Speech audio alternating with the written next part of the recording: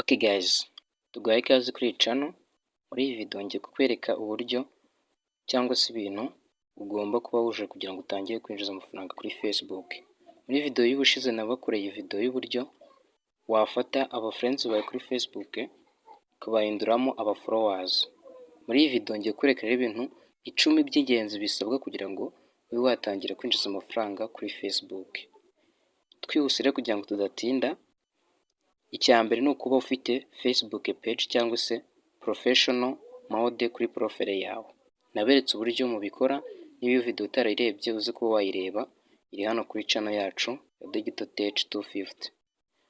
Hanyuma icya kabiri ni ukuba ufite followers. Ibyo nabyo mwakagombye kuba mwarabikoze kuko nakoze video y'uburyo ushobora gufata aba friends ukabahindura aba followers.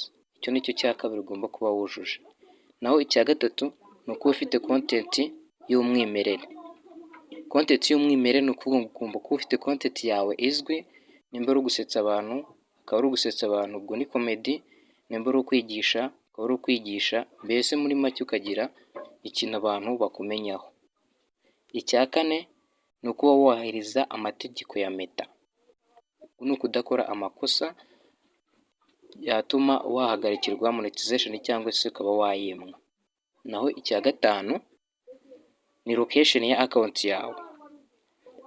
Ni ukuvuga ngo kugira ngo ube wakwinjiza amafaranga kuri Facebook yawe igomba kuba isetinze mu gihugu cyemerewe monetization. Ibyo nabyo nimba ubishaka wandike muri comment, nzakwereka uburyo wabikora. Facebook yawe ukayivana mu Rwanda cyangwa se mu kindi gihugu kitemerewe monetization ukayishyira mu bihugu byemerewe monetization. Gusa u Rwanda narwo ruri mu bihugu byatangiye kwemererwa kuko hari features zimwe na zimwe ushobora kwinjizaho mu gihe account ya Facebook setinze mu Rwanda. Hanyuma icya gatandatu ni ukuba ufite uburyo bwo kwishyurwa, uburyo bwo kwakira amafaranga. Ni ukuvuga ngo ugomba kuba ufite bank account cyangwa se icyo bita PayPal. Igomba kuba yujuje umwimerere uko iri kuyikoraho, ugatanga nimero zawe z'irangamuntu, amazina yawe n'igihe yavukiye ndetse n'undi mwirondoro ufatika kugira ngo babone neza ko ari umuntu wa nyawe. Icya karindwi ni ukuba ufite engagement nziza ihagije, kuba video zawe zibona ama likes, zikabona ama comment ndetse na share, kandi ugakomeza kubona aba followers.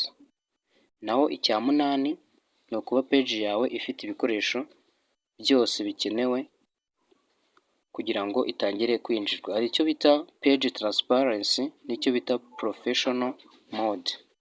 Ibyo ugomba kuba ufite kugira ngo page yawe itangire kwinjiza.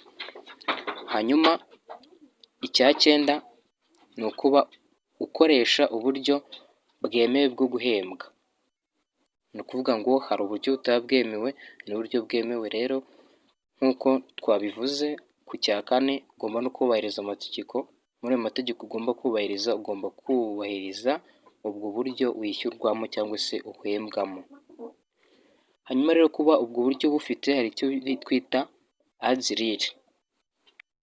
Ko turacyari ku cya cyenda, kuba nyine ukoresha uburyo bwemerewe bwo guhembwa. Ads reel ni amafaranga ava mu byamamaza muri reels zawe. Hari igihe ubona uri kureba video ukabona hajemo akandi ka video gatoya ko kwamamaza, kiriya nicyo bita ads. Hanyuma icya kabiri nicyo bita stars.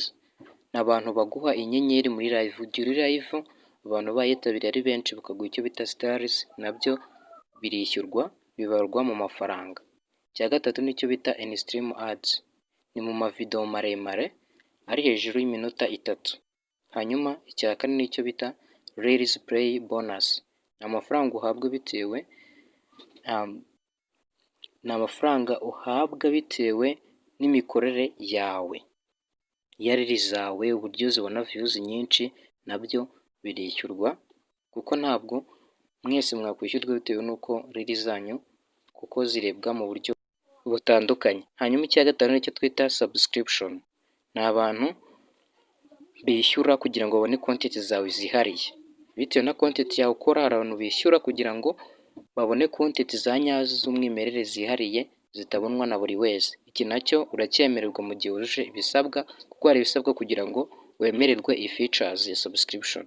Hanyuma icya 10 ari nacyo cya nyuma nababwiraga ni ukuba uri online, kuba uri active igihe kirekire kuri Facebook yawe, ukaba usubiza comment, ukaba ushyira mu bikorwa icyo audience yawe ishaka, icyo abantu bakureba bashaka. Hanyuma rero ni ibi bintu 10 by'ingenzi ugomba kuba wujuje. Hanyuma niba ari ikibazo ufite cyangwa se igitekerezo, byandika muri comment tukagufasha. Ikindi ukore subscribe, like na share.